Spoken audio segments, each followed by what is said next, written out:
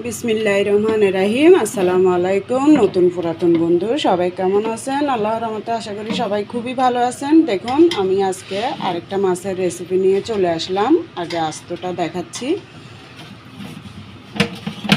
তো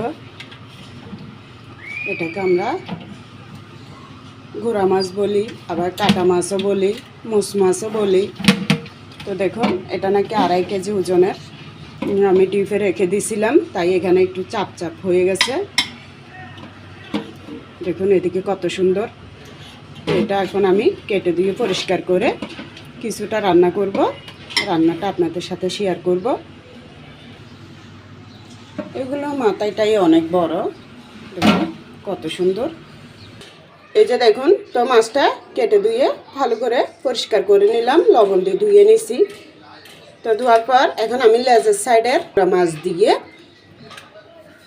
আজকে খুব সুন্দর একটা রেসিপি করব। স্বাদ অনুযায়ী লবণ দিয়ে দিলাম, তো আপনারা দেখতে থাকুন। তো এখন আমি 1 চামচ গুঁড়ি মরিচ, 1 চামচ হলুদের গুঁড়ি, তো লবণটা দিলামই, দেখলেন। এই যে টক দই দিয়ে দিচ্ছি 2 চামচ।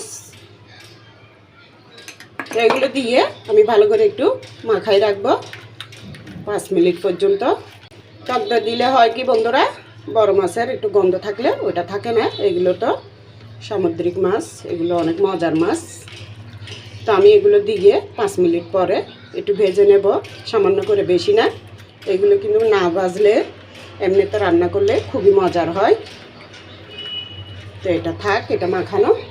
তারপরে এই যে দেখুন এদিকে আমি একটা ফুলকপি নিয়ে নিছি। এখানে একটা বড় দিকে আলু আর একটা অর্ধেক নিয়ে এভাবে টুকরো করে নিছি আমি। এটার সাথেও ফুলকপি আর এর মধ্যে আমি এই যে দেখুন টক দই দিয়ে দিচ্ছি 3 চামচ। তারপরে এখানে দিয়ে দেব আমি গোলমরিচ, এগুলো আমি গুঁড়ো করে নিছি। যে যতটুকু ঝাল পছন্দ করেন অতটুকু দিবেন। এরপর আমি স্বাদ অনুযায়ী এখানে একটু লবণ দিয়ে দেব, একটু পেঁয়াজ বাটা দিয়ে দেব, আধা চামচের মতো সর্ষে বাটা দেব। পেঁয়াজ বাটাটা যে যতটুকু খাবেন অতটুকু দিবেন, বাড়িয়ে কমিয়েও দেওয়া যাবে। আধা চামচের মতো কাঁচামরিচ বাটা দিলাম, আধা চামচ থেকে কম রসুন বাটা দিলাম, আধা চামচ থেকে কম আদা বাটা দিলাম, আধা চামচ থেকে কম জিরা ধনিয়া বাটা দিলাম, আধা চামচ দিয়ে দিলাম হলুদের গুঁড়ি। এখানে গোলমরিচ আর কাঁচামরিচ বাটা দিছি, তাই গুঁড়ি মরিচটা আমি দেব না।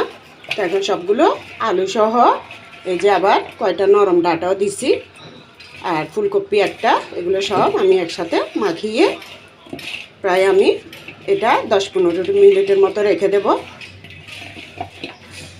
ভালো করে মাখিয়ে নেব মশলাগুলো, যাতে ফুলকপির মধ্যে ভালো করে যায়, এভাবে করে মাখিয়ে নিতে হবে।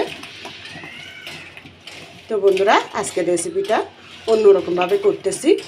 তো আমার জন্য তো সব রান্নাই নতুন, যেহেতু আমি ইউটিউবে রান্না ছাড়তেছি, সব কিছু প্রথম ছাড়তেছি, তাই আমার থেকে সব কিছু নতুনই আপনাদের সাথে শেয়ার করতে ভালো লাগে। তবে এগুলো তো আমি রান্না করে আগেও খেয়েছি, আপনাদের সাথে শেয়ার করতেছি বিদায় এগুলো আমার কাছে নতুন মনে হয়। রান্নাটা শুরু করে দিলাম। এত সয়াবিন তেল দিয়ে দিছি, এখানে মাছ ভাজার তেল শুদ্ধ দিছি।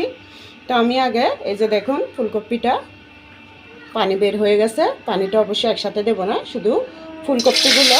তো এখন আলু শুদ্ধ একসাথে একটা একটা করে দিয়ে দেব। এই তো বন্ধুরা এভাবে সবগুলো দেওয়ার পরে আমি এভাবে ঘুরিয়ে ঘুরিয়ে 2-3 মিনিটের মতো প্রথম পিঠটা ভেজে নিলাম। তো ফুলকপি আর আলুটা আমি এভাবে 6-7 মিনিটের মতো ভেজে নিলাম। এখন আমি তুলে ফেলবো।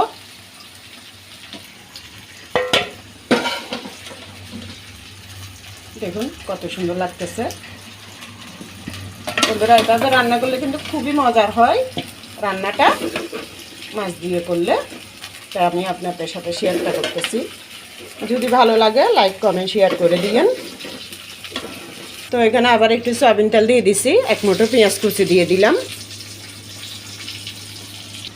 পেঁয়াজটা একটু ভাজা হওয়ার পরে এই যে দিয়ে দিলাম রসুন বাটা, আদা চামচ আদা বাটা দিয়ে দেবো। রসুনটা একটু বেশি দিচ্ছি। এখন এটা একটু ভালো করে ভেজে নিই কাঁচা গন্ধ যাওয়া পর্যন্ত। জিরা ধনিয়া বাটা দিয়ে দেবো আধা চামচ। ধরো আমি কম করে দিচ্ছি কেন, মশলাটা আমি যে এই যে ফুলকপি আলুর সাথে মাখাইছি মশলাটাও দিতে হবে, আবার মাছ মাখিয়ে রাখছি যে ওই মশলাটা, দুইটা মশলা আমাকে এখানে রান্নার মধ্যে দিতে হবে, তাই কমিয়ে কমিয়ে দিলাম। কারণ ওখানে কিন্তু সব ধরনের মশলা আছে, তাই বুঝে শুনে দিতে হবে মশলাটা। আদা রসুন পেঁয়াজ জিরা ধনিয়া এগুলো কাঁচা গন্ধ যাওয়ার পরে আমি এই তো দেখুন ফুলকপি আলু আর মাছের মশলাটা মেখে রাখছি যে ওই মশলাটা দিয়ে দিলাম। আধা চামচ থেকে কম হলুদের গুঁড়ি দিলাম, মরিচের গুঁড়ি দিলাম 1 চামচ, একটু করে আবারও সর্ষে বাটা দিলাম, যেহেতু মাখার সময় দিয়েছি ফুলকপি মাখার সময়। কাঁচামরিচ আছে একটু বাটা, এটাও দিয়ে দিলাম। আমি আস্ত কাঁচামরিচ দেবো আবার লাস্ট পর্যায়ে। একটু সামান্য করে লবণ দিয়ে দিলাম, যেহেতু আমি ভাজার সময় মাছ আর তরকারির মধ্যে দিয়েছি, তাই বুঝে শুনে দিতে হবে লবণটা।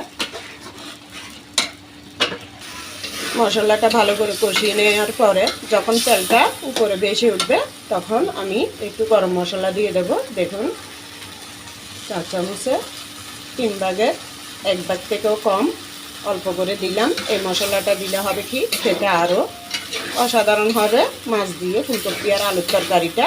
তো বন্ধুরা এখানে মশলাটা আছে, গরম মশলাটা, রং, এলাচ, দারুচিনি আর গোলমরিচ, এই 4টা মশলাই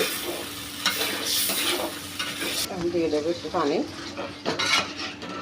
মশলার ঝোলটা উতরানোর পরে মাছটা দিয়ে দেবো। এই তো উতরানোর পরে দেখুন মাছটাকে আমি একদম হালকাভাবে ভেজে নিছি। আর এগুলো এমনিতে রান্না করলে শক্ত হয়ে যায়, অল্প ভাজার কারণে দেখুন কেমন শক্ত হয়ে গেছে। আর বেশি কড়া করে ভাজলে কিন্তু মাছটা রান্না করলে খেতে তেমন ভালো লাগবে না।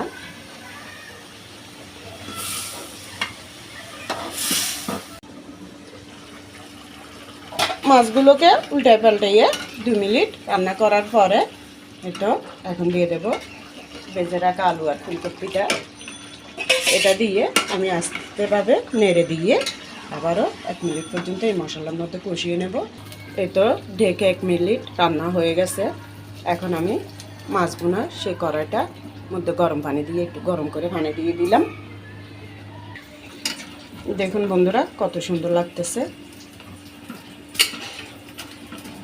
দেখতে সুন্দর লাগতেছে, তেমনি কিন্তু খেতে কিন্তু খুবই ভালো হয় এই ধরনের রান্নাগুলো।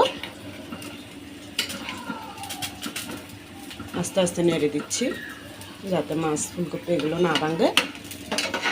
এটা হতে থাক, তো আরেকটু দিই। তো বন্ধুরা আলু ফুলকপি সিদ্ধ হয়ে গেছে দেখলাম আমি, তো লবণ কম হয়েছে একটু, আবার একটু লবণ দিয়ে দিছি।